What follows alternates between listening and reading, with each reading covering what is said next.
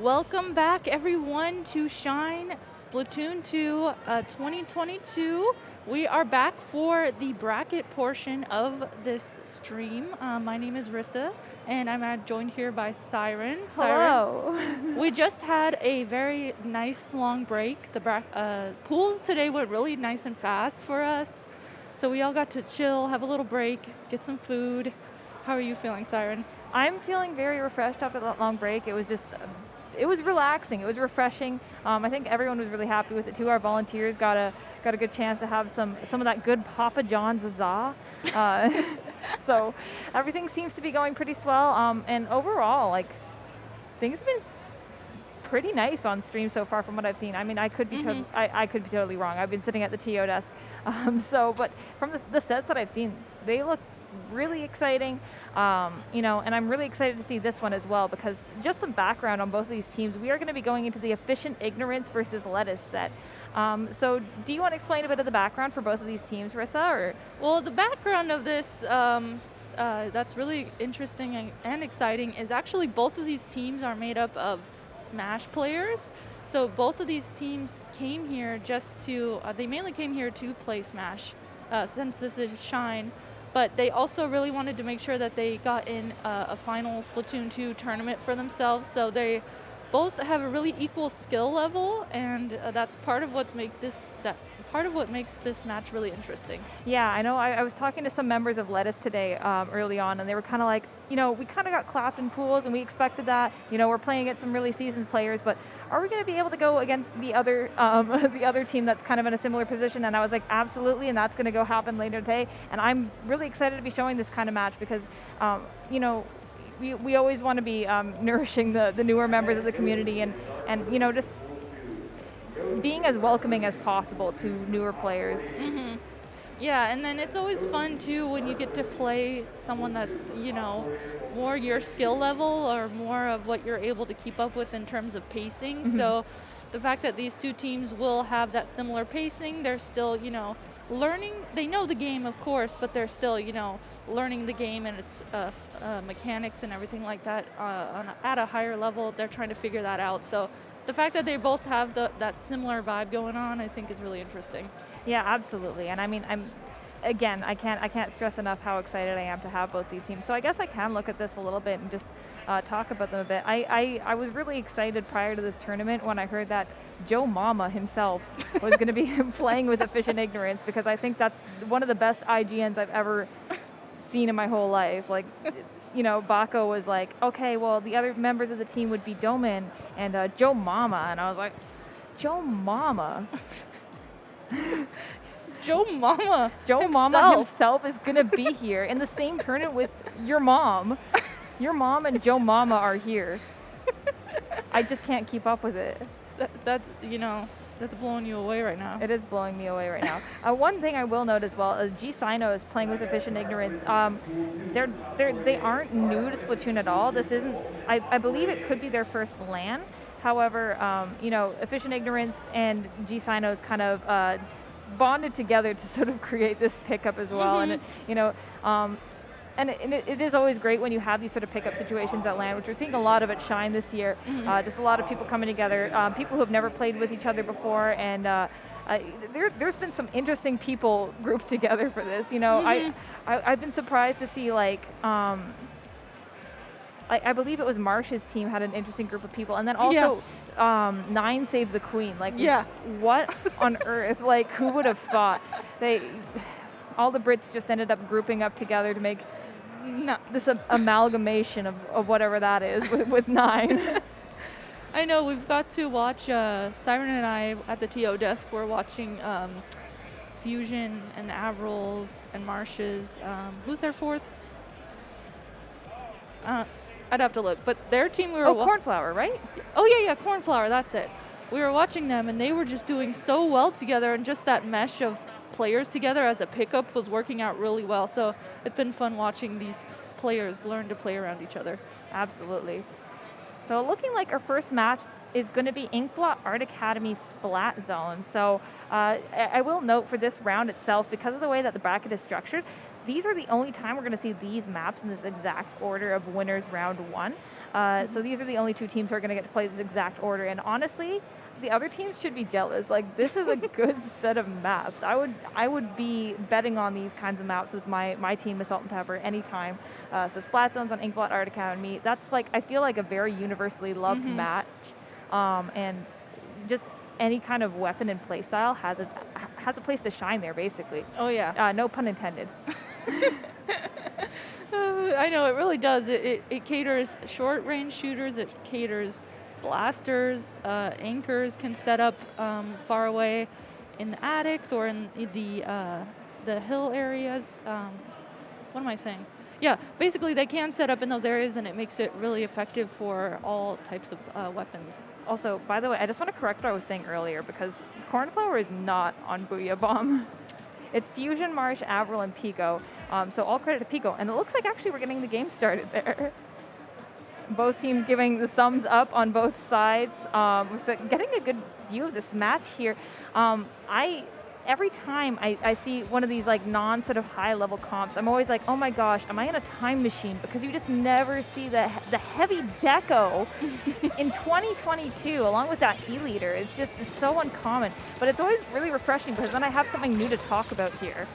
Yeah, and speaking of, my goodness, something to talk about, there's a complete wipe on the side of Lettuce. So Efficient Ignorance here taking this mid tower, making sure they keep this zone painted, and they're putting on this pressure onto the other team's plat area. So really, really nice start coming out from Efficient Ignorance.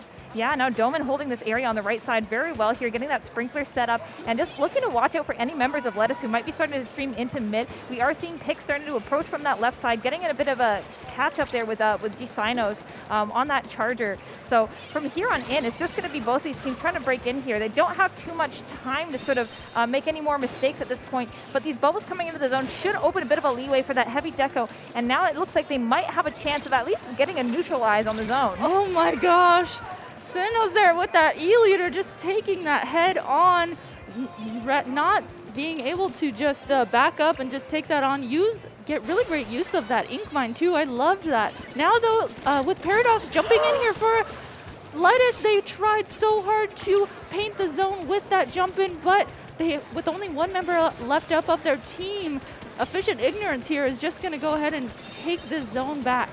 Oh, it looks like they could have a chance of at least neutralizing it here, but unfortunately with members of Lettuce going down in zone, it is going to be a full knockout for the favor of Efficient Ignorance. So really good job there. They were just able to hold that zone. Definitely, like, their defense was just insane. You know, G-Sinos on that charger there was just sort of watching all the entry points for Lettuce to come back in. And, you know, I guess it's just something for them to watch out for in next games, because we did see a lot of those specials coming out from Lettuce. However, I think it's just getting those together and in sort of a group and approaching the same sort of areas is definitely what's going to, you know, get them back in future games. Yeah, and then the way that Efficient Ignorance, they just had a really, you know, it almost seemed like they had synergy going on there. They knew to play around each other. They knew to keep pressure onto the other team's plat, and they just played really well around each other. Absolutely. I mean, and I did see some points here and there with Lettuce actually able to get some defense in, and I think maybe their defense is their strong suit. It's just getting in and getting that wedge in is what's going to be the deciding factor in any future games in the set. Yeah, and one thing that kind of stood out to me is Efficient Ignorance. With a 96 gal and E-liter, they did have that range to be able to back up and kind of utilize that, and they did a really, really good job at playing around that range. So if Lettuce can figure out how to approach that range, maybe they will have a better shot on this game too, going into tower control. Absolutely here, and we are seeing Sturgeon Shipyard, so this is going to be a bit of a test for both of these backline players. G-Sinos opting into that Stingray charger, and Pip sticking onto that heavy deco, which is definitely not a uniform pick for tower control whatsoever. You know, normally we are used to seeing that Stingray as it has undoubtable pressure onto that tower no matter where it is. So curious to see how this does go out. We do see a trade at the very beginning, very even grounds for both these teams, but unfortunately with just Pip left in the middle, actually aggroing in while other members of Lettuce are jumping into mid. Yeah, their teammates were trying to hop in there to assist them with the heavy deco being the last member up, but just seeing Sinnoh's here just taking the tower with this E-leader, getting to this first checkpoint. Leaf here is going to try and push up and help get the tower, and does just push it back a little bit more and allow their teammates from Lettuce to come in. Paradox getting that really, really nice direct and using this baller to help themselves stay alive. Really, really great comeback into mid from Lettuce right now. And the pick onto the Joe Mama. Oh, they're going to get some points onto the board here. We don't have a checkpoint for either team quite yet in the game, so it's very open for either team's interpretation at this point. Baku getting in a bit of a 1v1 with picks here, but with the jump in from the other member of Efficient Ignorance, this could become a 2v1 very fast and just an absolute bloodbath surrounding this tower here. However, Synos does have an opportunity here to stop that tower with the Stingray coming out, so it's just a matter at this point of Pip and Leah maneuvering around this. I love that Sinnoh's has, instead of playing E-leader, they are playing that charger. So being able to utilize that Stingray to help their teammates come in was a really, really great move. And doing that, the score is now 1 point off, with Efficient Ignorance now riding the tower, trying to get to their first checkpoint. Yeah, no, Paradox has done a very good job at defending so far. We've seen a lot of flanks coming around in the bottom area of mid, and you know, what is going on here? Just Bako and Joe Mama having a good bonding moment on the tower control here, while we see 3 members down onto the side of Lettuce. Oh, we're seeing a bit of the BM coming out of Bako and Joe Mama. What is going on here? They're using the mind games to really help them get through that checkpoint. Now to the second checkpoint. Bako here trying to juggle the tower around these bubbles that are coming out from Efficient Ignorance. I love the use of the splashdown to counteract those bubbles that came out from Lettuce. And now Sinnos and Bako here just riding the tower. Joe Mama is going to go ahead and finish it out to completely KO the tower. Really good, strong push coming out of Lettuce there. Now, Efficient Ignorance. So they've done a really good job so far of just being able to get some really good aggro in, and we've seen some sort of flashes of strong defense from Lettuce as well. And I think it's just a matter of capitalizing off that a little bit more. I mean, we've seen Paradox coming around with these really good flanks and getting these directs and almost tripling down onto Efficient Ignorance. But I think it's just a matter of getting through that a little bit more, and definitely watching out for little choke points like that. You know, they had a really good push that was starting to get there after that first checkpoint. However, it just kind of, I think, steamrolled in the other direction once we saw the wipe come out. And I think a lot of that was just from that Stingray and all this AoE damage from that area just culminated in basically an explosion of ink. Yeah, it was, I mean, it was a classic snowball situation that we got to see, like you said, Siren, with that Stingray that came out. All of a sudden, it just snowballed from there, and Efficient Ignorance really, all of a sudden, it just completely turned from them. And they did a great job, too, at making sure they watched the tower while they were pushing it, and then also kept people ahead of the tower to help push it, too. Absolutely. So it is going to be Rainmaker onto Humpback Pump Track. Now, this is one of those map modes that can go either way. We have seen Lettuce do very good defense, so I think it's just going to be a matter of how well they're going to be holding that left corner there, and just prioritizing that area over everything else, and realizing their strong point is their defense, and maybe sort of relying almost on Efficient Ignorance to sort of push into them and force them to get wiped here. So I think that would be the smartest action, but we'll see how this plays out at the very beginning here. Not a very bomb-heavy comp, which is kind of a little bit concerning when you see Rainmaker.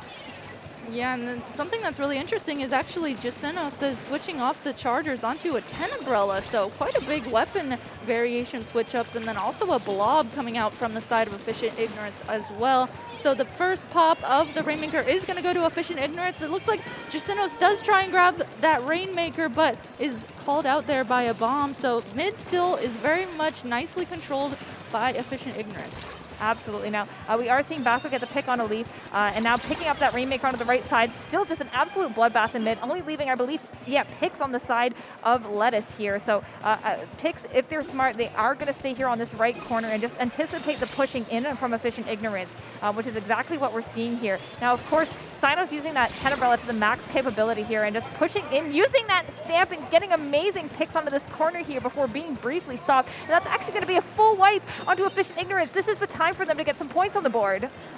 Leaf there, grabbing that Rainmaker, gonna go ahead and push it into mid. They have to be careful though as they start pushing the Rainmaker. There is someone right on their tail. Doman there on that 96 guile is going to call out the Rainmaker carrier, and now is the last member up of their team going to have to just kind of play it safe.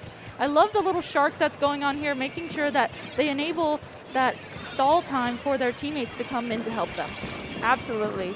Now, I think if Lettuce is going to be able to replicate what they did earlier in the match here where they got that wipe onto Efficient Ignorance, I think they might be actually able to get that lead. And if they are, they can abuse the fact that they're a very defensive team to their advantage and just able to keep these points on the board. Now, it's a very narrow margin right now. They could get it very well. If Pix is able to keep getting these picks in the corner there, but they have to be careful around this corner with the Rainmaker shield, they could commit a heinous act right here.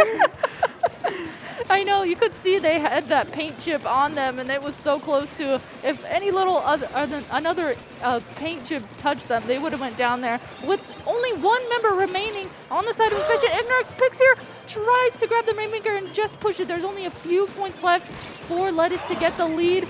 There's so much happening in this corner. Paradox tries to grab it too. Just a complete stalling out happening here. The defense right now from Efficient Ignorance is great. That lead is so close. It's almost like a feed on both sides that's happening on this corner here. So one person goes down and then suddenly like everyone else is there, and then it's just like a constant one up and one down on each side. And it's very entertaining to watch because you rarely see this sort of thing happen. With that being said, though, I don't even know what's going on anymore. This Rainmaker hasn't left this spot. Like, that's kind of the point of the mode, guys. I think you forgot. Yeah, the Rainmaker has stayed in this spot. Neither team has really gotten to move it at all. It's really close, though. If Efficient Ignorance gives Lettuce any space, they can get the lead right now. Someone is trying to come in, grabs the Rainmaker from Lettuce, just yoinks it in time to get the lead to 48. Leaf here dropping down with that junior, getting that hammer pick onto Jacinos. Man, what a crazy play here in this right corner. That takes guts. I don't know, as a junior player, I don't know if I would run face first into an Ultra Stamp anytime, but like Leaf, really sticking to their guns here. No pun intended once again. I am so sorry.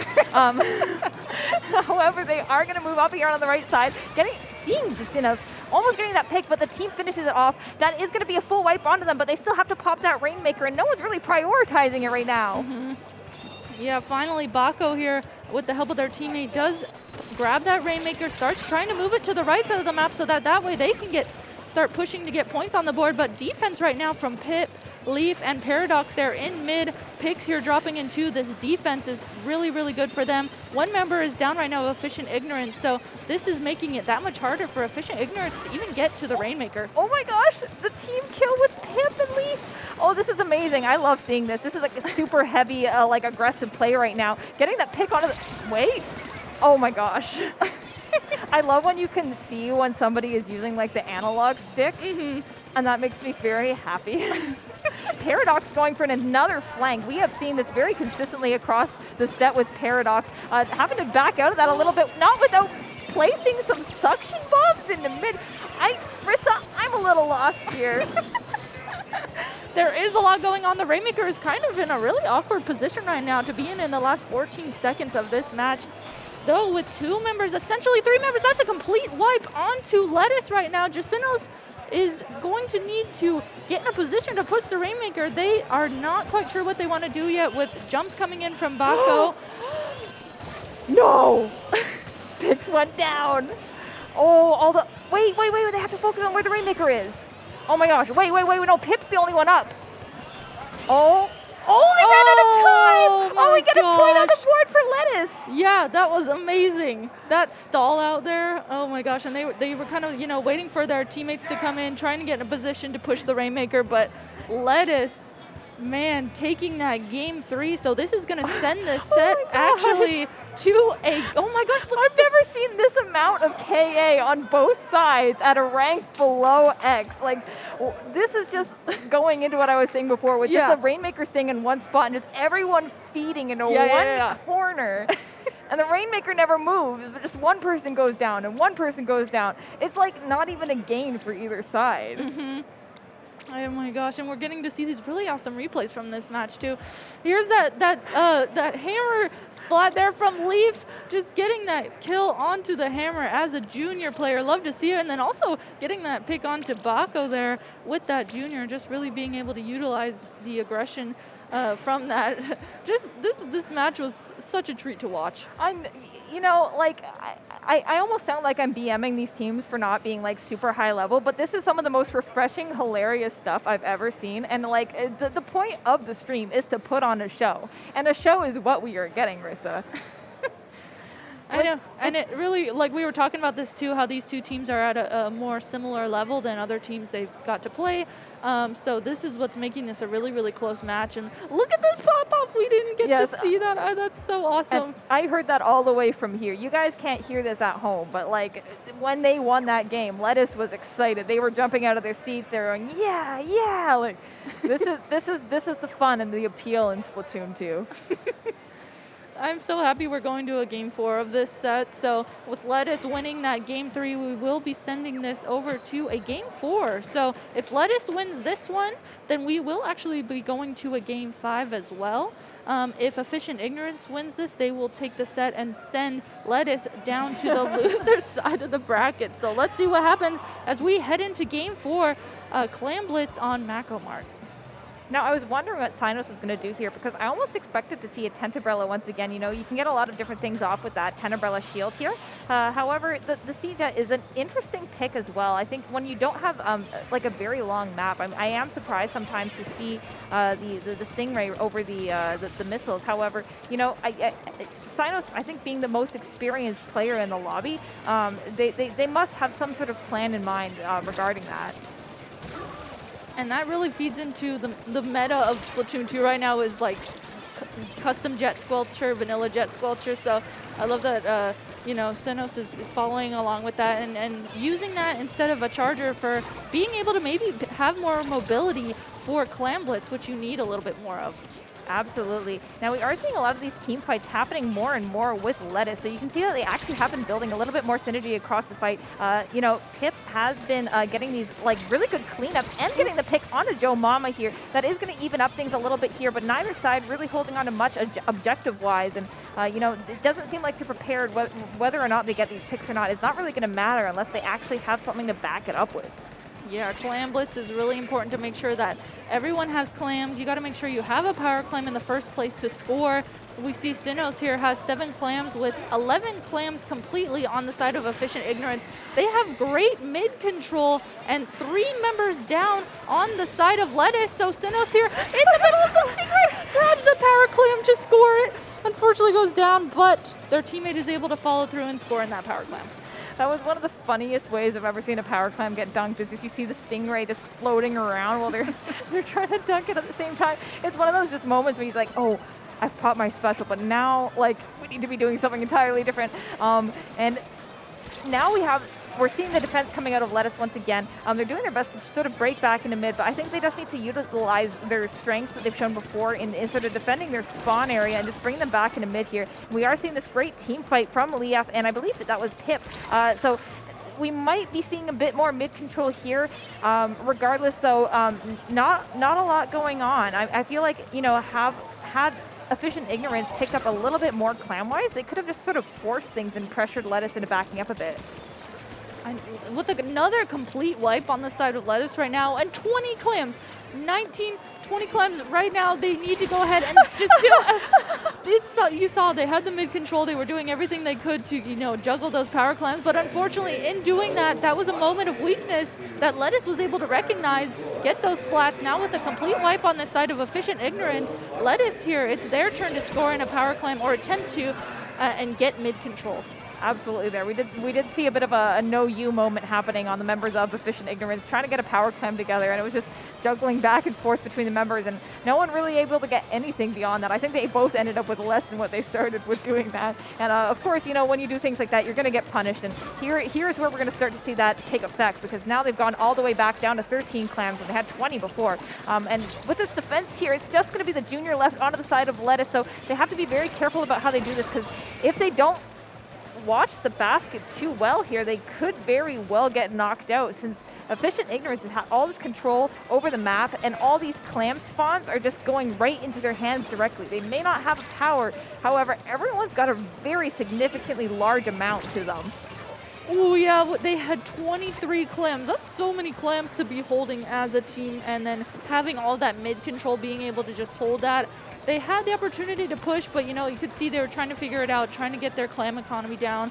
Unfortunately, though, in doing that, they did have a member go down. But I mean, look at this. There's 3 members down on the side of Lettuce. This is a great moment here with this power clam coming in from Joe Mama. Unfortunately, they do miss the power clam, but their teammate was able to follow up and score one in behind them. It's Snowman going up to get that clam cleanup under the basket. Not quite getting punished for it yet by Lettuce, and actually making it out of there alive for the most part, unless Snowman decides to get a little bit greedy, getting down to 20 points. But with the flight coming over from Desinos, that's just going to be a few clams left if they're able to sneak in here from the side, which Baco is doing right from the front instead. Oh, are they going to be able to keep the basket open for long enough? Joe Mama just narrowly misses the margin there. Oh, no, it's time now. It's time now for Lettuce to start coming back in here, getting these picks. And this is the point in the game where my team would start panicking and being like, okay, guys, we got to get our stuff together, or else, the set's over.